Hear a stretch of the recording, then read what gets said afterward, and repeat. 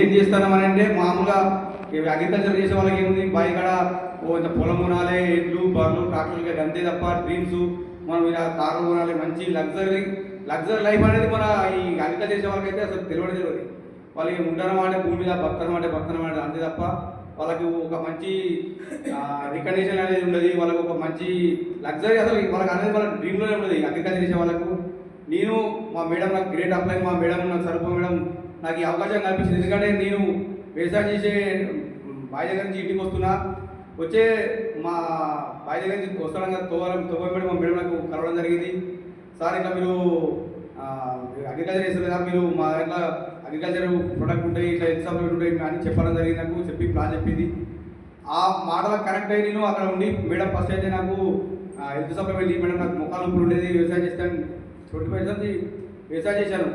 ఆ వ్యవసాయం చేయడం వల్ల నాకు వచ్చింది ఏంటంటే ఎక్కువ రోజులు వ్యవసాయం చేస్తే నాకు వచ్చింది ముఖాలు నొప్పులు వచ్చింది. నాకు పెద్దగా నా డ్రీమ్ అనేది నాకు ఏం అది కాలేదు. నాకు ఫస్ట్ అయితే హెల్త్ సప్లిమెంట్ మేడం అని మా మేడం నాకు హెల్త్ సప్లిమెంట్ ఇచ్చింది. అవి వాడిన ఒక 5-6 రోజులలోనే కొంచెం రిజల్ట్ వచ్చింది. అంతకుముందు నడతాడే నా కాళ్ళలో సౌండ్ వచ్చేది, ఇట్లా కట్టుకుని సౌండ్ వచ్చేది. ఆ సప్పుడిని ఇట్లా నాకే అనిపించేది, ఈ కాళ్ళలో విరిగిపోతుందా అని అంతా అనిపించేది. బావి దగ్గర పొలంలో పని చేయాలన్నా కానీ బురదలోకి దిగి నాకు దాదాపు ఒక 10 ఎకరాల వరి పొలం ఉంటుంది. అందులో మందు చల్లాలన్నా కానీ మందు కొట్టాలన్నా కానీ అసలు నాకు కాకపోయేది.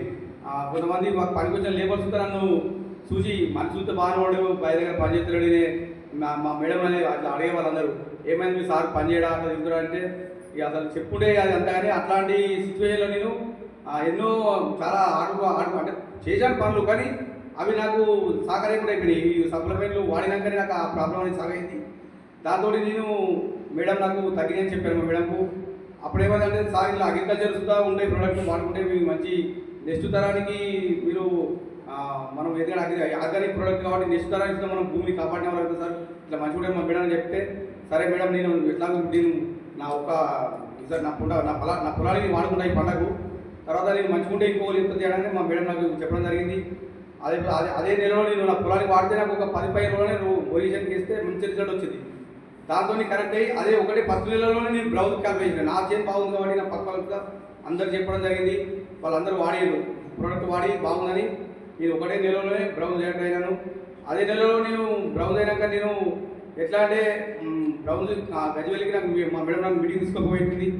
అక్కడ మీటింగ్లో చూసిన ఇది ఇక్కడ బ్రౌజ్ డైరెక్టర్ అయినా కదా స్టేజ్ మీదకి పోయి సార్ మీకు రికగ్నిషన్ రాని అని చెప్తే పోయినా. నాకు అప్పటిదాకా స్టేజ్ ఎక్కడం అంటే ఇక మైక్ పట్టుకొని నడుస్తున్నా కాదు అసలు అలవాటు లేదు. మనం మైక్ పట్టుకొని స్టేజ్ మీద పోయి మాట్లాడాలంటే నాకు అసలు ఏది మేడం నాకు అసలు మాట్లాడాలని రాని చెప్పి ఆ మేడం రాసారంటే ఎంతవరకు ఎక్కువ పెట్టిన.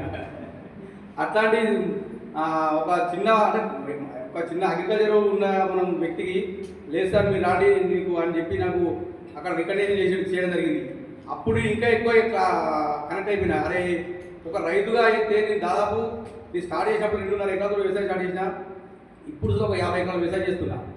ఇంత వ్యవసాయం చేస్తే ఎంతోమంది నా శక్తి కింద దాదాపు 4-5 ఆటోల మంది లేబర్ వచ్చిన పని చేస్తారు. కానీ ఇవ్వాలి చూద్దాను ఇక కూలలో ఎట్లుంటుంది 10 రూపాయలు మెచ్చుకుంటారు ఏదైనా తిట్టుకుంటారు వాళ్ళు. కానీ ఇట్లా మనకు ఇక్కడ మనకు పని చేస్తే మనకి ఇక్కడ రికగ్నిషన్ వచ్చిందని నేను దాంతో ఎక్కువ కనెక్ట్ అయిపోయి ఖచ్చితంగా నేను బిజినెస్ చేస్తాను. నా మనసులో అప్పుడు నేను గట్టి హోప్ తీసుకుని ఈ వర్క్ చేయడం జరిగింది. అదే తర్వాత మా సిస్టంలోకి వచ్చినా నేను కొంచెం జూమ్ మీటింగ్ ఏంటన్నా అదే టైంలో మమత హనుమంతు మేడం చూడడం సక్సెస్ఫుల్ చూపించిన వాళ్ళది వాళ్ళు డీసీడీ అయ్యి వాళ్ళకి రికగ్నైజేషన్ చేసినాం. రికగ్నైజేషన్ చేయడానికి మా మేడం పోదా సార్ అని చెప్తే ఆ రికగ్నైజేషన్ పోయినా. వాళ్ళ డీసీడీ రికగ్నైజేషన్ చూసినాక నేను అనుకున్నా అసలు బతుకుంటే మనం ఒకసారి డీసీడీ చనిపోవాలనిపించింది. అప్పుడు ఇంకా అట్లాంటి రికగ్నైజేషన్ అనేది మనకు మామూలు అయిపోవాలంటే మనం పొలిటికల్ వాళ్ళు ఇప్పుడు నిన్న కూడా ఎలక్షన్ లేని ఓ సర్పంచ్కి వార్డు నెంబర్ రికగ్నైజేషన్ చూస్తేనే మనం ఎంతో వాళ్ళ ఎంతో వాటి తిరుగుతాం. కానీ అక్కడ డీసీడీ రికగ్నైజేషన్ చూస్తే మామూలుగా ఒక మనం పిఎం నరేంద్ర మోడీ చేసినటువంటి రికగ్నైజేషన్లు మన దాంట్లో డీసీడీ లెవెల్కు చేస్తారు. అక్కడ రికగ్నైజేషన్ చూసినాక అనిపించింది ఈ రాజకీయం అంటే నాకు ఇంతకుముందు టీఆర్ఎస్ అంటే పిచ్చి ఉండేది.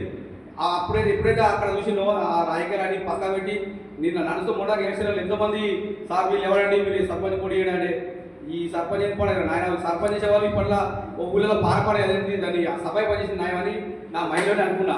చాలా మంది అంటారు ఒక సర్పంచ్ పేరుకే కానీ వీళ్ళు ఏమడు మన సభ్య పనిచేసే వాళ్ళకన్నా ఫోన్లు రావు. సర్పంచ్ ఉన్నాడు వాళ్ళు ఎవడనుకో సార్ మా ఇంట్లో 4 వస్తలేదు ఓడిపోయి చేస్తాడు, మా భార్య వెళ్ళి పెట్టుకున్నాను వాళ్ళు చేస్తారు, ఇంట్లో కరెంట్ వస్తలేదు రోడ్డు ఇవన్నీ రోజులు చూస్తే ఈ సర్పంచ్ చేసే వాళ్ళకి ఈ సభ పని చేస్తే బెస్ట్ అనిపిస్తుంది. ఇప్పుడున్న లెవెల్ చూసుకుంటే అట్లాంటి రికగ్నిషన్ నేను చూసినాక కనెక్ట్ అయిపోయినా. నేను ఖచ్చితంగా నేను డీసీడీ కావాలని నిర్ణయం తీసుకుని దీని మీద వర్క్ చేస్తున్నా. ఖచ్చితంగా నాతో పాటు నా కింద ఉన్న టీమ్స్ ఇప్పుడు అదే అగ్రికల్చర్ చేస్తే నా జీతంతో మారకపోయింది. ఇప్పుడు నా కింద ఉన్న టీమ్స్తో నేను వాళ్ళకి సపోర్ట్ చేయడం వల్ల నాతో పాటు కొంతమంది జీతాలతో మారుస్తారని నా నమ్మకంతో నేను వర్క్ చేస్తున్నా.